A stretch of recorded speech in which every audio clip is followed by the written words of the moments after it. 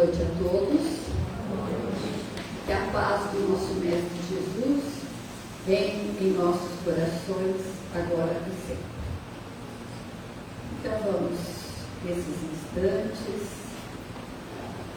fecharmos os nossos olhos, buscarmos nos elevarmos até mais alto,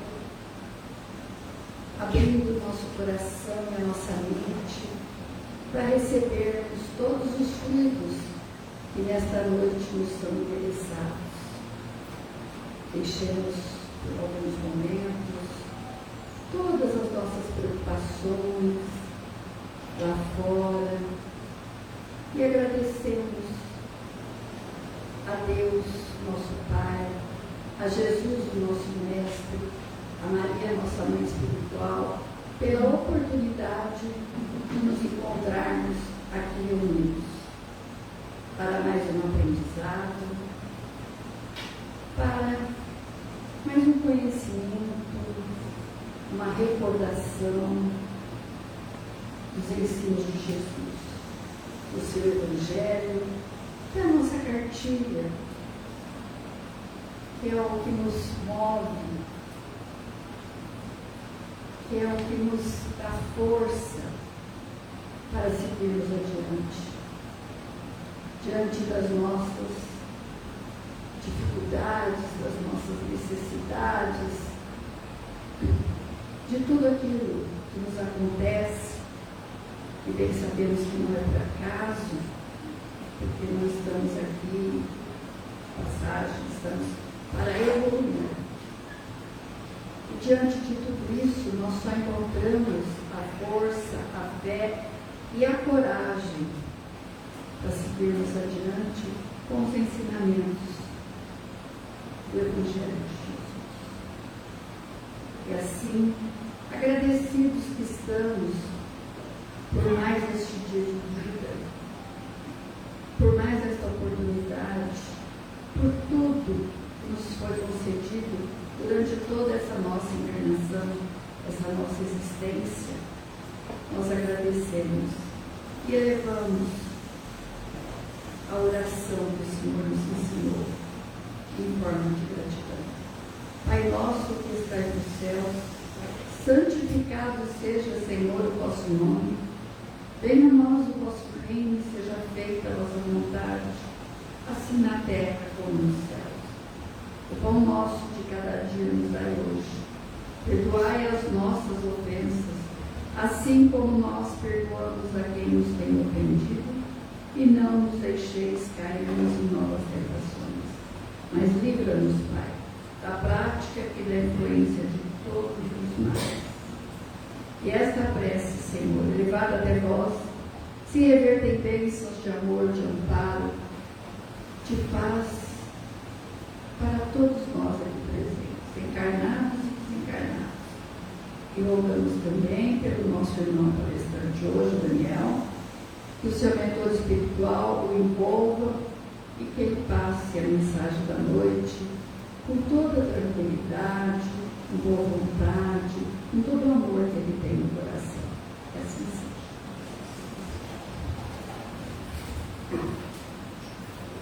Hoje temos o nosso Daniel aqui, o nosso presidente, né? Não, é muito boa suas palestras, suas explicações. Deus te abençoe.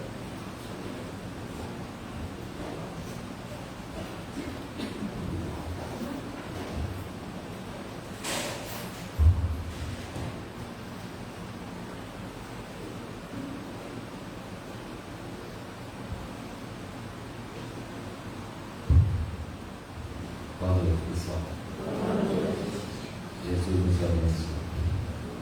Na noite de hoje, como disse a Teresa, né, Teresa?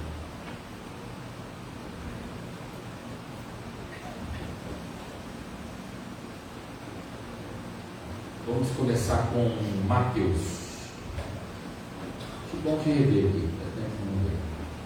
Gostei. Parabéns pelo casamento. Você me chamou a atenção. Agora eu esqueci tudo que eu ia falar. Obrigado. Gostei. Você é muito querido. Todos, tá? Sem dor de cotovelo. com Mateus, tá? No capítulo Muitos chamados e poucos os escolhidos. Mateus nos traz o seguinte texto de Jesus Cristo: nem todo que diz Senhor, Senhor entrará no reino dos céus, somente aquele que faz a vontade do meu Pai que está nos céus. Aquele que faz a vontade do meu Pai que está nos céus. Ora, ora, o que é a vontade do meu Pai que está nos céus? Qual é a vontade de uma divindade, do Pai nosso que está nos céus? Qual que é o querer dele? O querer de um pai para com as suas criaturas, o querer de um pai para com os seus filhos. Quem é pai aqui, muito sabe o que eu estou dizendo. Quanto um pai e uma mãe quer bem seus filhos. Então, quando nessa parábola descrita por Mateus, a gente passa a refletir que nós, desde que fomos criados, simples, e vamos nos desenvolvendo, através do desenvolvimento da inteligência, nós vamos desenvolver a vontade, e a vontade vai fazer com que a gente raciocine e comece a escolher o livre-arbítrio, o certo e o errado. Desde a criação, nós estamos percebendo que todas as dicas de todos os profetas, desde a antiguidade até hoje, com o Consolador prometido, o Espiritismo, claro, não se esquecendo de Jesus, do Cristo planetário, todas as dicas de comportamento, são para nos levar à perfeição. Ou seja, a vontade do nosso Pai que está nos céus é ver todos os seus filhos crescerem, evoluírem, adquirirem maturidade, e só através de um processo educacional chamado reencarnação, nas muitas moradas do Pai, é que isso acontece. A perfeição da lei e todas as leis naturais que existem no universo, que são imutáveis, só a lei do homem é mutável. As leis de Deus naturais são imutáveis, porque se Deus ficasse toda hora rabiscando e apagando alguma coisa de sua lei, ou modificando, Deus não seria perfeito. Então o grande, vamos dizer assim, o bate-papo desta noite vai nos levar ao raciocínio lógico de que, por que nós erramos tanto?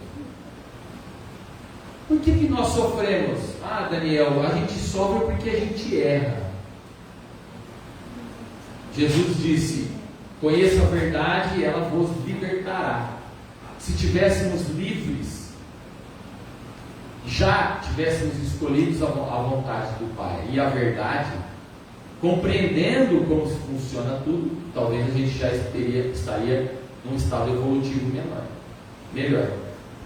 Então, à noite, hoje, nosso bate-papo poderia sim ser a grande dificuldade que nós temos de diminuir os nossos erros. E por que o tema seria diminuir os nossos erros?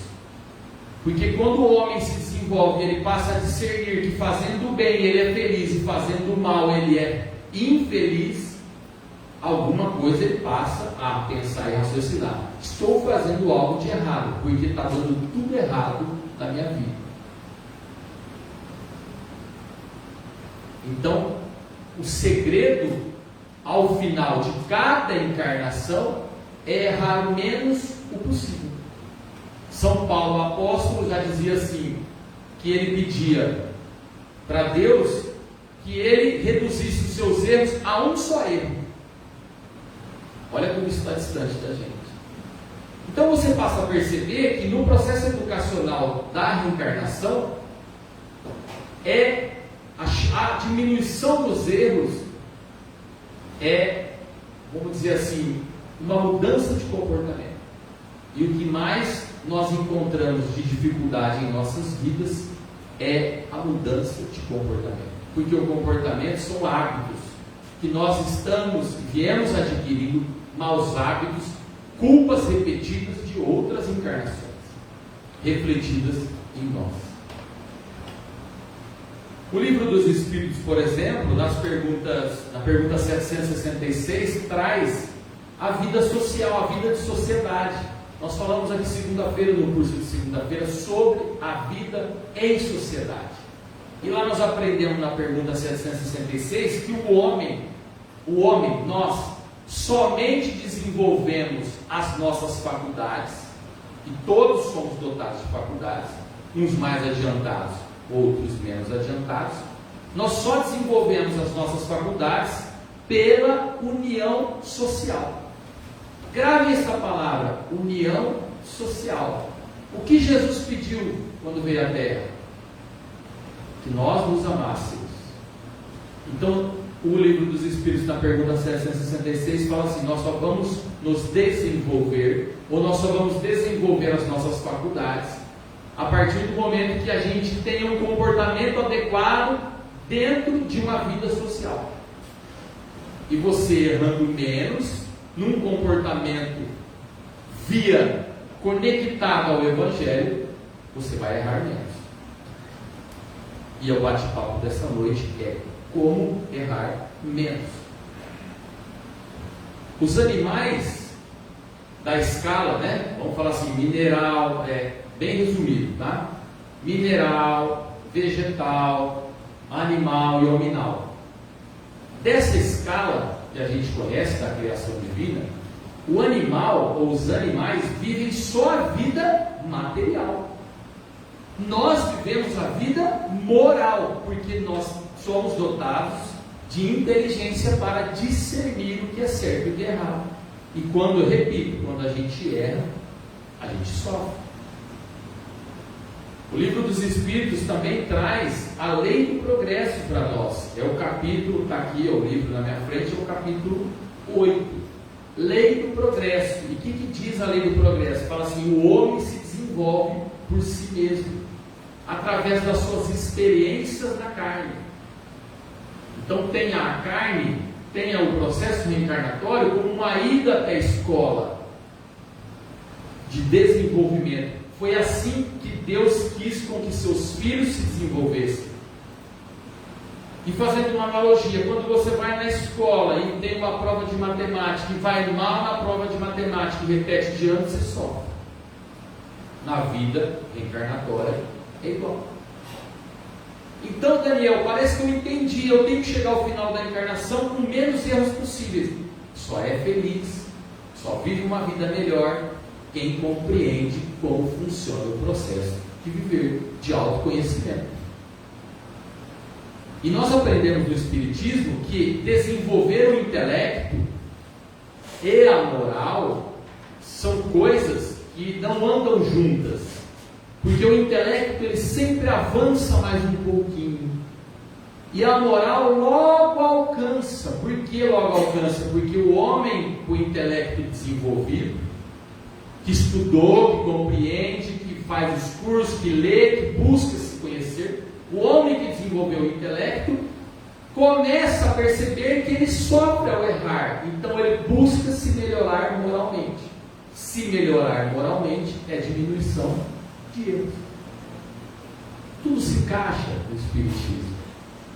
E a pergunta 785 fala assim: qual que é o maior entrave? Essa pergunta é famosa, essa pergunta é popstar do Livro dos Espíritos.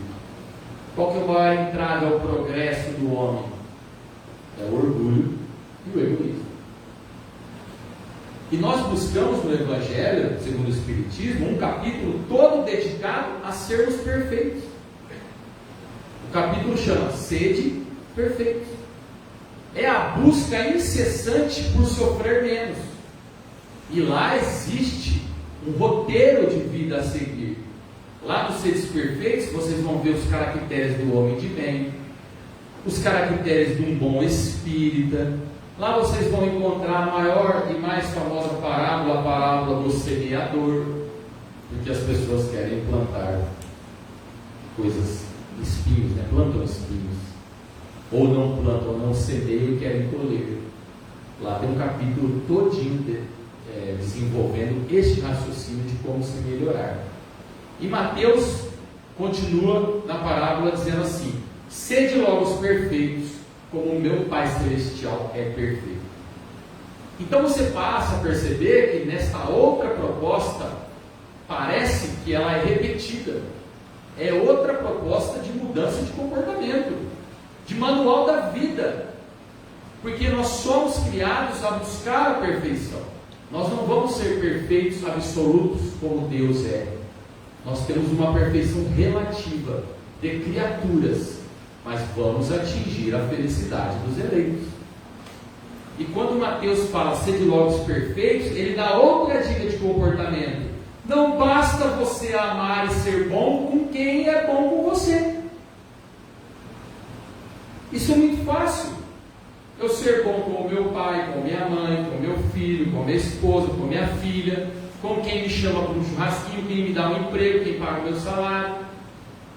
Mateus, Jesus, Mateus escreve que nós temos que, além de amar aqueles que nos são caros, comportamento, nós temos que amar os nossos inimigos. Para avançar na diminuição de erros. Amar os nossos inimigos e orar por aqueles que nos têm ódio e nos perseguem. Cartilha da vida.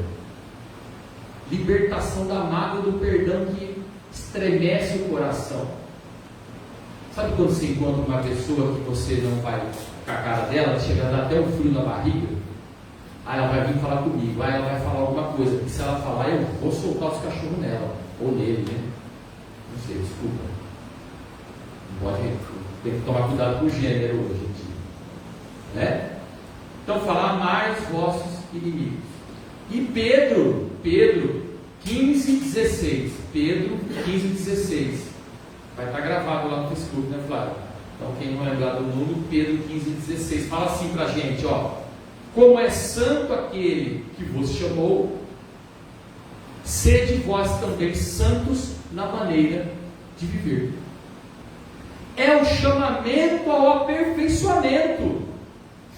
Ser santo na maneira de viver está dizendo assim, aquele que vos chama, o Pai que nos chama à perfeição, é perfeito, é santo. Venham vocês ser santos também, venham comigo se aperfeiçoarem, crescer comigo em busca da luz. Ser santo também, santidade. Tome cuidado com esta passagem de Pedro, porque ela é perniciosa, perigosa, talvez. Por quê? Porque se você colocar na sua cabeça que a santidade ou a perfeição está longe de você e você não é capacitado, não se acha capacitado para ser perfeito, você está admitindo e concordando em viver uma vida de pecado. Você acomoda. Você aceita os vícios como uma coisa normal. A pessoa confunde e interpreta de forma errônea um ensinamento tão belo desse. Daniel, ninguém é santo mesmo. Quem nunca cometeu pecado, que atira a primeira pedra. E isso é um perigo, porque é uma questão de observar como você se comporta com as aflições e os problemas que a vida te coloca.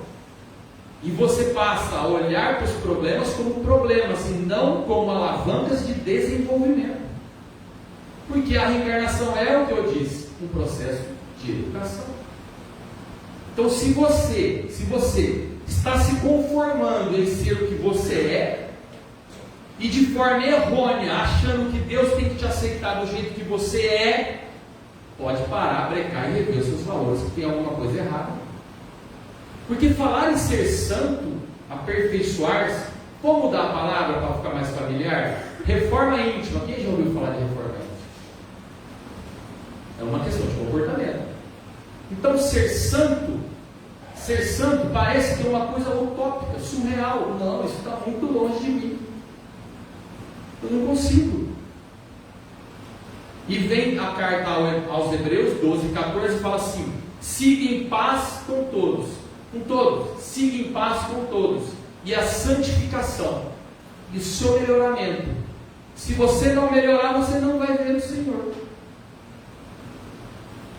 A gente se faz de vítima para com Deus, troca com Deus, mercadoria, faz um monte de barganha com Deus, e não entende que é através da paz, da fraternidade entre nós irmãos, que vamos nos desenvolver, buscar a perfeição, a santificação, a reforma íntima e alcançar o Senhor. O mundo dos eleitos, a porta estreita. O Evangelho fala da porta estreita, porque a porta larga é a porta da perdição. A porta estreita é a porta das virtudes, daquele que se reformou. Tá bom, ótimo, entendi. Então me fala como que eu tenho que fazer. Você está aí na frente falando, Daniel, como que eu tenho que fazer?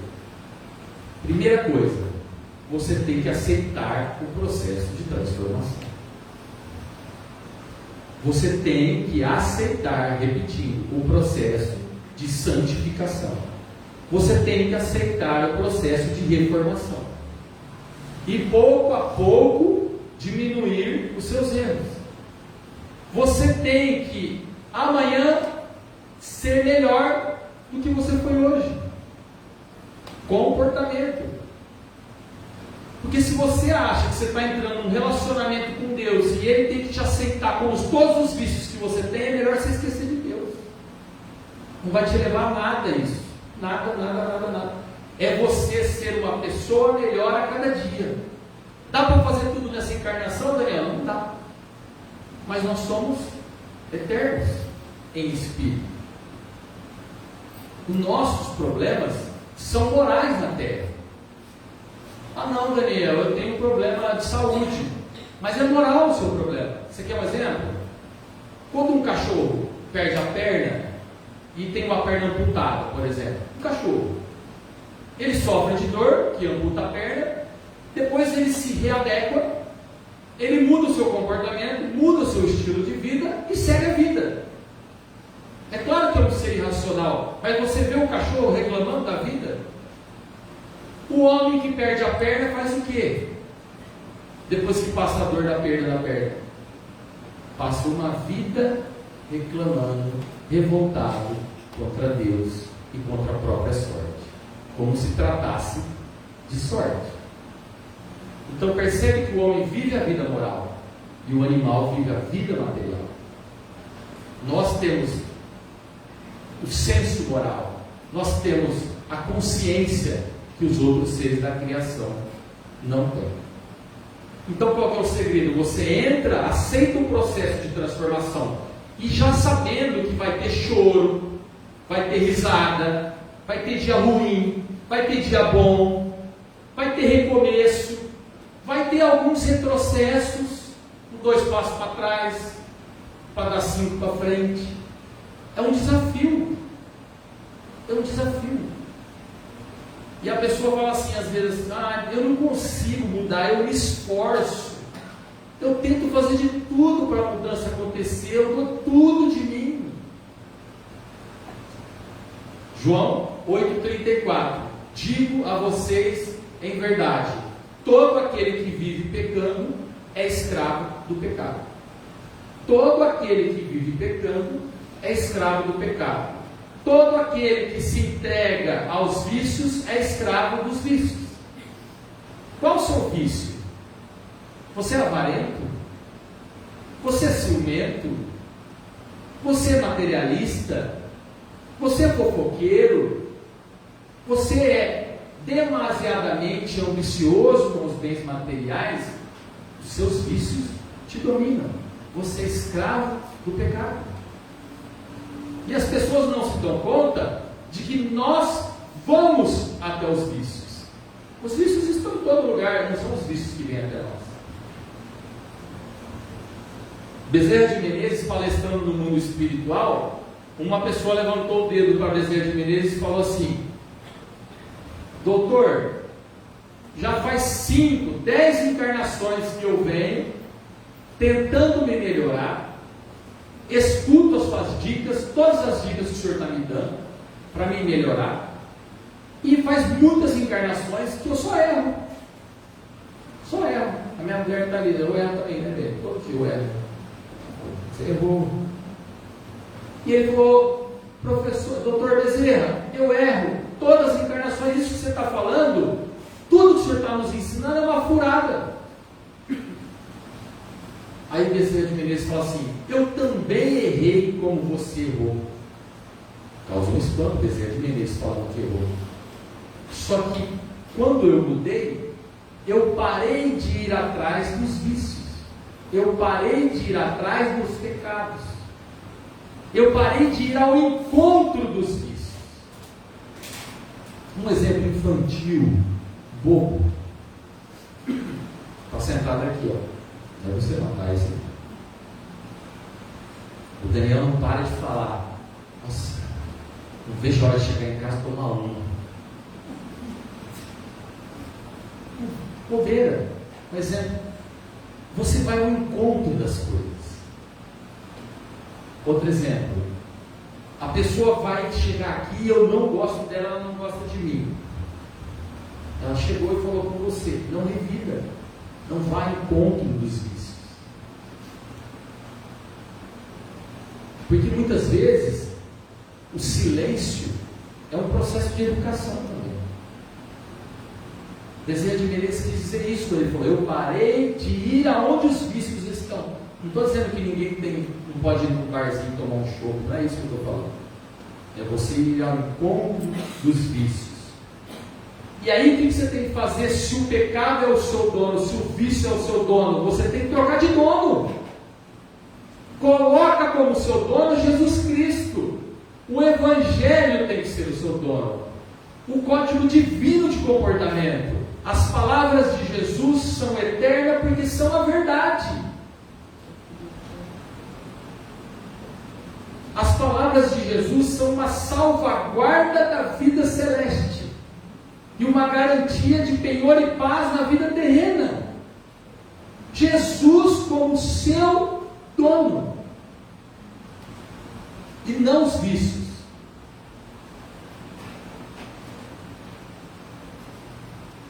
Levanta a mão quem quer ir para o inferno. Ou para um grau, que nome que vocês quiserem dar. Pode levantar a mão quem estiver a fim de ir. Ninguém? Ninguém quer ir para o inferno? Quem acha que vai? Levanta a mão. Espera aí que eu vou subir na cadeira aqui. Quem acha que vai? Vai? Deixa eu ver. Vamos ver se. Vamos quebrar esse orgulho, essa vaidade. Vamos tirar as máscaras. Quem comete pecado, levanta a mão. E quem não comete, levanta a mão. Espera aí que eu vou deitar no chão. É comportamento. Diminuição de erros. Só que qual que é a regra então? O pecado, o erro, tem que ser uma exceção. Tem que ser um acidente na sua vida. Você é cristão dedicado? Errar de forma acidental e não se tornar um hábito de errar, como a minha mulher fala que eu erro todo dia. Brincadeira. E aí o que acontece? A gente tem que se alimentar para corrigir os erros. A gente tem que se alimentar, claro, de conhecimento. A fé raciocinada. A fé raciocinada é aquela fé sem o fanatismo. É uma fé de compreensão como funcionam as coisas, como o Criador rege o universo com suas leis. Só que a nossa fé, infelizmente, a nossa fé é morta. Ela não é uma fé ativa. A fé verdadeira tem que ser uma fé viva, ativa, que vai em busca, que realiza. A fé, segundo o Evangelho, é um sentimento inato. Olha a frase do Evangelho: a fé é um sentimento inato no homem da sua destinação. O que é da sua destinação? Nós somos centelhas divinas. E o Pai não vai abandonar nenhuma de suas ovelhas. Então a fé é um sentimento inato, que no começo, plantada em nós, está em estado latente, vai se desenvolvendo ao raciocínio lógico. E a gente para de correr atrás dos vícios que nos deixam tristes e vai correr atrás das virtudes que nos deixam felizes. A fé, o Evangelho fala assim, a fé, a esperança e a caridade são a trindade divina. O Evangelho tem a fé, o comportamento de fé raciocinada, como a fé mãe de todas as virtudes que conduzem ao céu. E cadê nossas virtudes para nos conduzir ao céu? No capítulo Sede Perfeitos, ensina como a gente ter virtudes.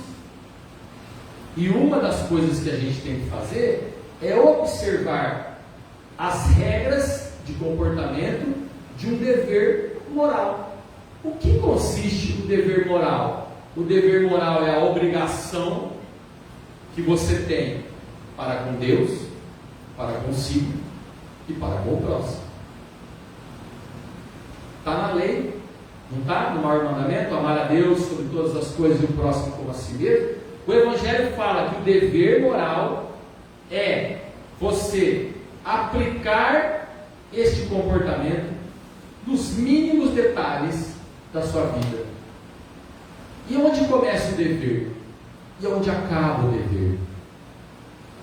Não faça com o outro que você não gostaria que você fizesse.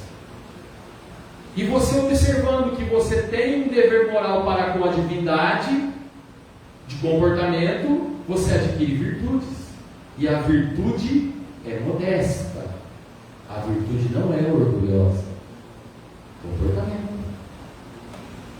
Tem gente que é tão humilde que tem orgulho de ser humilde. Olha como ele é orgulhoso da humildade que ele tem. Ele posta foto da caridade que fez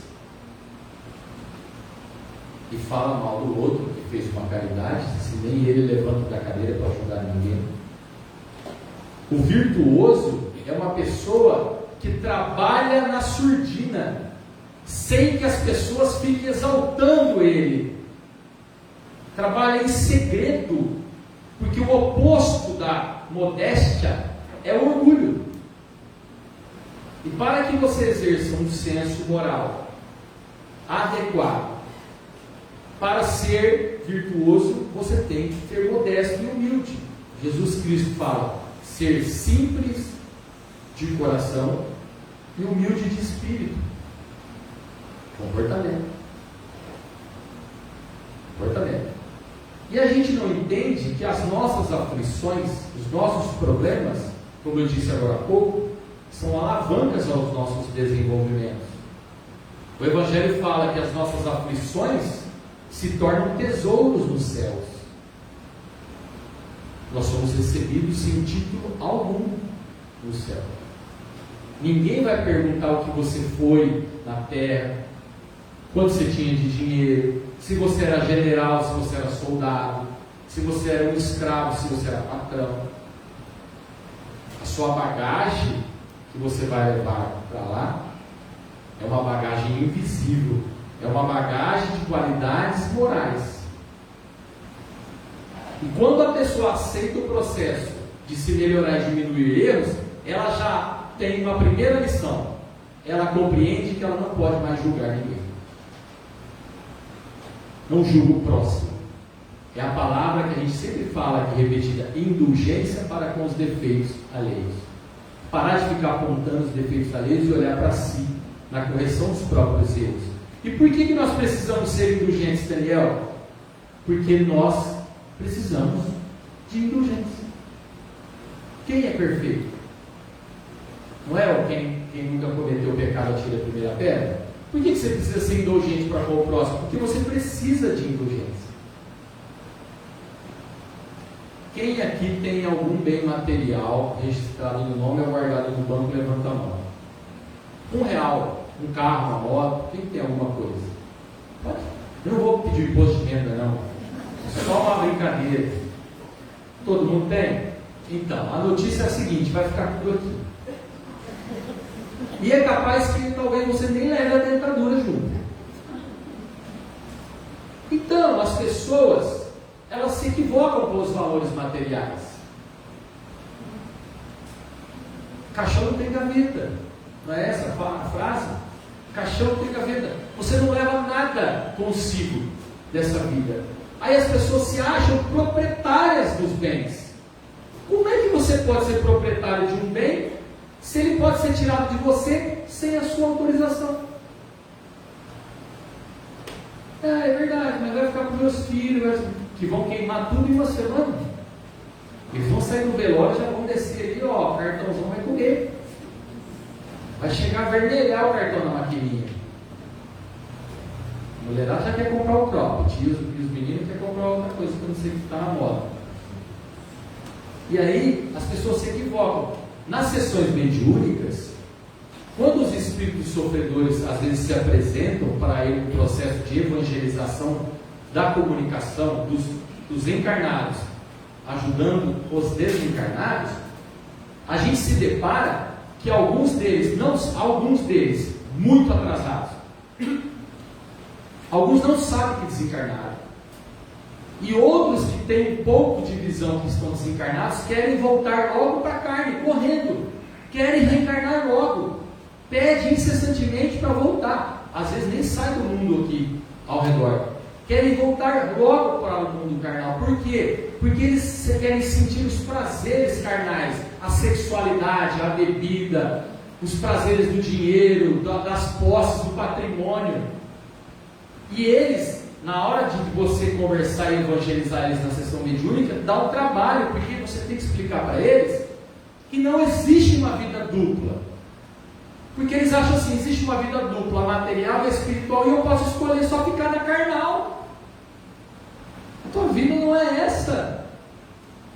É uma passagem. E a gente só vai levar para lá. Aí vem o Evangelho e fala assim, meu amigo, brega a tua vida, você está ficando louco, porque você não pode servir a Deus e a Mamon. O que é servir a Deus e a Mamon? Você não pode servir a Deus e a riqueza, ao dinheiro.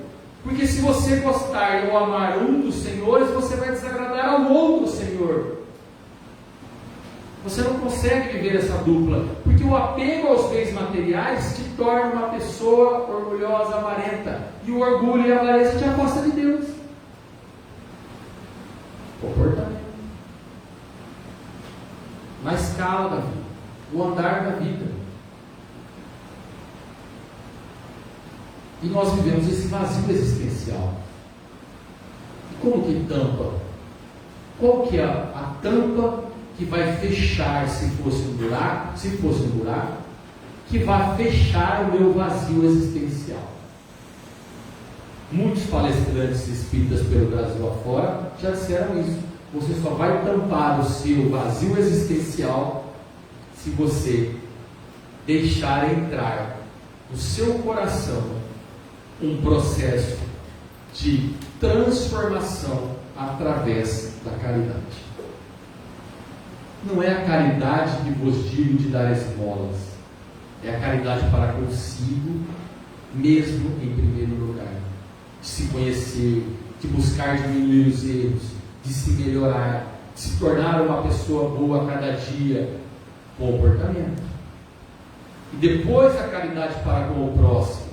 Porque às vezes, meus irmãos, a esmola humilha demais. Vocês já se colocaram no lugar de alguém pedir esmola, como é difícil? Então não é só dessa caridade que eu vos falo, para que você preencha o seu vazio existencial, o seu equívoco de valores, você tem que se tornar uma pessoa caridosa. E Jesus coloca a caridade acima da própria fé. Como isso? Faz a caridade acima da própria fé. Por quê? Porque a caridade não depende de ter fé. Uma pessoa, um ateu pode ser caridoso. A caridade está ao alcance do pobre, a caridade está ao alcance do rico, a caridade está ao alcance do branco, do preto, do amarelo, do aleijado. Você pode ser caridoso de ouvir uma pessoa. Você pode ser caridoso, essa é demais, é mais difícil de todos. Você pode ser caridoso ficando calado. a língua formiga, né, para falar. As facetas da caridade. Por isso que ela está acima da própria fé.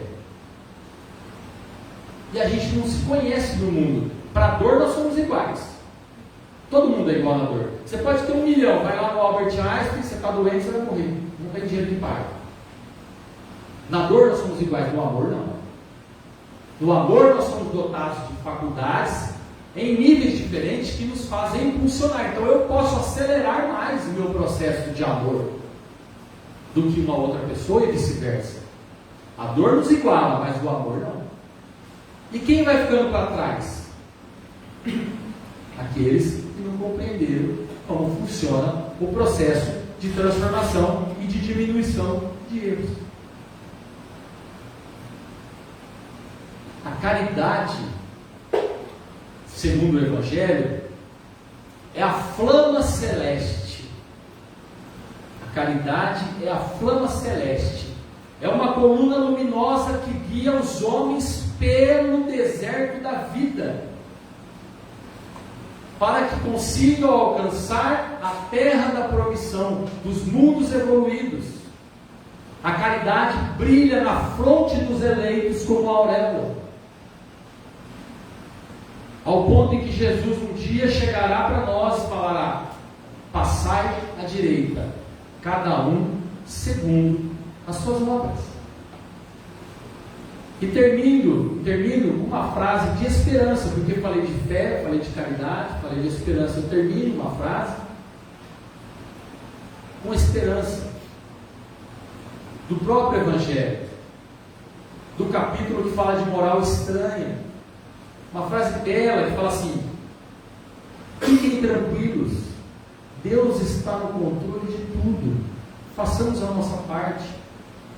O Evangelho nos diz: depois da guerra virá a paz, depois do ódio dos partidos virá a fraternidade universal entre nós irmãos, depois das trevas do fanatismo virá a luz da fé raciocinada em nossos corações. Que todos nós, à luz do Evangelho, possamos diminuir os nossos erros. Que assim seja.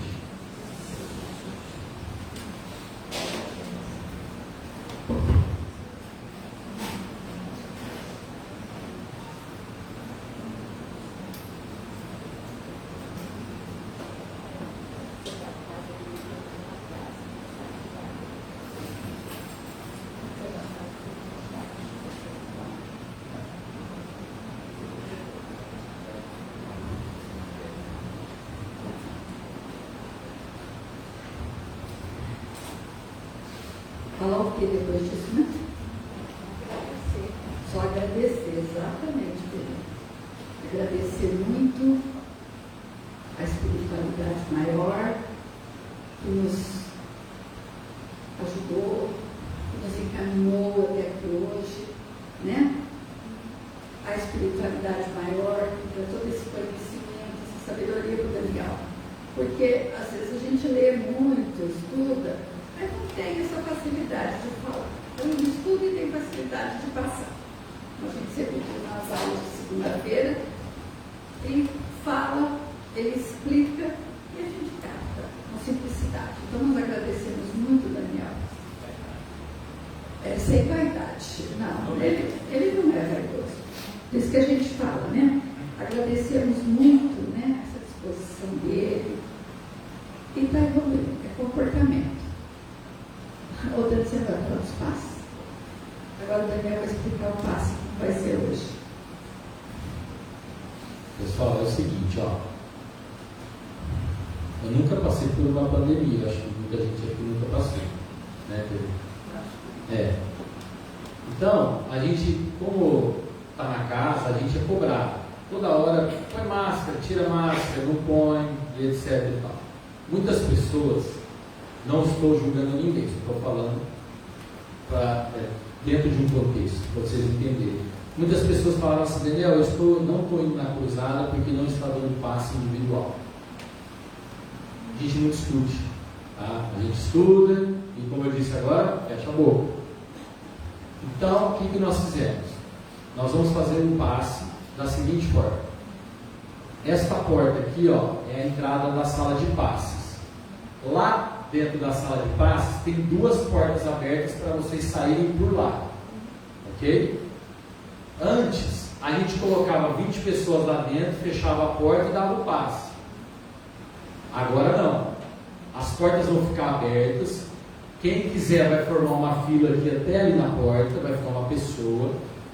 E conforme vai vagando a cadeira, a pessoa levanta, quem está na porta chama o próximo. Vai ser um tipo de um rodízio. Estão fazendo isso em Rio Preto, está dando certo, tá? Então nós não vamos fechar e confinar. Vai ficar aberto, todo mundo em silêncio, orando. Você sentou na cadeira assim, ó. Vai ter uma cadeira vazia. Você sentou na cadeira, o passista vai terminar e vai te dar um toquezinho no ombro. A hora que te der um toquezinho no ombro, você sai pela porta de lá. Combinado? É um teste. Nós vamos tentar fazer assim, para ver se dá certo, né, Tereza? Antes a gente colocava umas 20 pessoas, só tem 10 ou 11 cadeiras. Então está bem espaçado. Não vou discutir ciência, né? Porque vocês estão tudo pertinho aí, lá está mais espaçado ainda. Então aí, se todo mundo se concentrar, ficando na fila aqui, vai entrando um a um devagarzinho, eu acho que vai dar certo. Tá? E quem não sentir a vontade de tomar o passe lá, fica no salão orando, fazendo uma prece, que está recebendo na mesma forma. Bom? Inovando aí, vamos ver. Daqui a pouco vai ter fax por Pix, né? A gente tem que ir tentando, né? Como o Daniel falou, nós nunca passamos por uma pandemia. Então, eu acho que em todos os lugares a gente vai se adequando, né? E aqui nós estamos adequando a casa da melhor forma possível, pensando, né, em nós e no coletivo. Então vamos, né? Outra coisa que a gente pede, paciência, gente, vai demorar um pouquinho, né? Mas não vamos atropelar, tá? A gente tiver muita pressa de assistir algum programa de TV, e depois tem YouTube, Netflix, Globoplay e tudo mais, né? Então vamos encerrando essa primeira parte, agradecendo a espiritualidade amiga por tudo que recebemos nesta noite, além dos ensinamentos, pudemos sentir toda a vontade espiritual que estamos recebendo, né? Então, agradecidos que estamos, Senhor, nós encerramos esta primeira parte e rogando ao Pai que todos nós possamos levar para os nossos lares a paz, a harmonia e a alegria que encontramos nessa casa de oração. E nesses instantes em que estamos aqui, em prece, em oração, vamos mentalizar toda a nossa humanidade doente, né? Doente de todas as espécies. Nós vamos também mentalizar os nossos amigos, os nossos familiares que se encontram com um problema físico ou espiritual. E rogar aos benfeitores amigos que possam auxiliá-los. Que a paz e a luz divina reine no coração de todos nós, agora e sempre.